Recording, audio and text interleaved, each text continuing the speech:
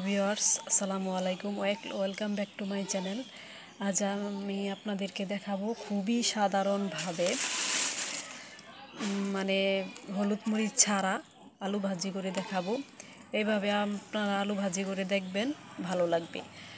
আর এখানে আমি 4-5টা আলু নিয়েছি, খুবই চিকন করে আমি এটা কেটে নিয়েছি। এখন আমি এটা রান্না করার জন্য চুলায় চলে যাব।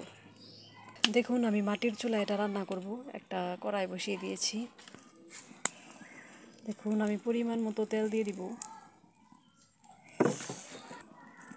এখন আমি পরিমাণ মতো তেল দিয়ে দিলাম। এখন আমি পেঁয়াজ কুচি দিয়ে দিব। আসলে মাটির চুলায় রান্না কিন্তু খুবই ভালো। আমরা সবসময় মাটির চুলায় রান্না করি, গ্রামে যারা আছি সবাই। এখানে আমি পরিমাণ মতো লবণ দিয়ে দিলাম।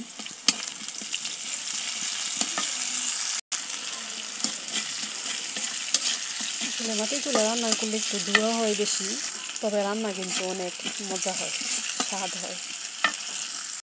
আমার পেঁয়াজটা ভাজা হয়ে গেছে। এখন আমি আলুগুলো দিয়ে দিলাম।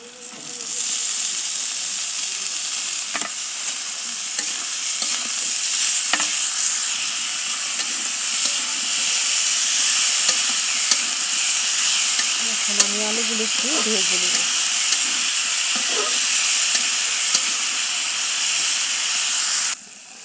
এখন আমি পরিমাণ মতো পানি দিব, সেটা সিদ্ধ হওয়ার জন্য। পরিমাণ মতো পানি দিয়ে দিলাম। এখন আমি ঢাকা দিয়ে রান্না করব 10 মিনিট। ঢাকনা আমি খুলে একটু নাড়াচাড়া করে দিব। আলুটা কিছুটা সিদ্ধ হয়ে গেছে। আমি আর 5 মিনিট জাল করে তারপরে আবার দেখে নেব। দেখুন, আমার পানিটা কিন্তু অনেকটাই শুকিয়ে এসেছে।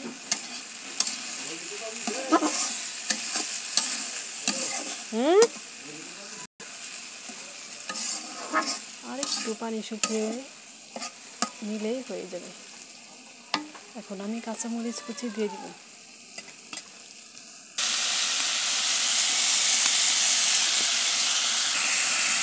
কাঁচামরিচ কুচি দিয়ে দিলাম।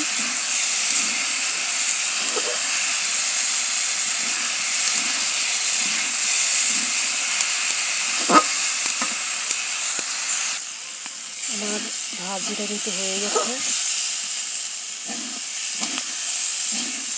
এখন আমি নামিয়ে নিব।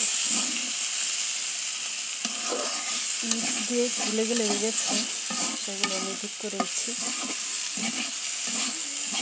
আসলে এইভাবে ভাজিটা করলে কিন্তু খুবই ভালো লাগে।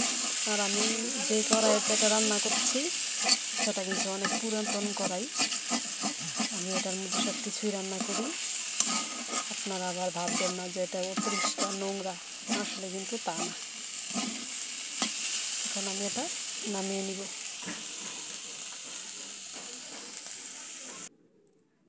এখন আমি আমার ভাজিটা নামিয়ে নিয়েছি। দেখুন, এটা কিন্তু আপনারা ভাতের সাথে, রুটির সাথে, লুচির সাথে সব কিছুতেই খাওয়া যায়। ভালো লাগলে লাইক কমেন্ট করবেন, ভিডিওটি শেয়ার করে দিবেন, আর আমার চ্যানেলটি সাবস্ক্রাইব করে দিবেন। ধন্যবাদ সবাইকে।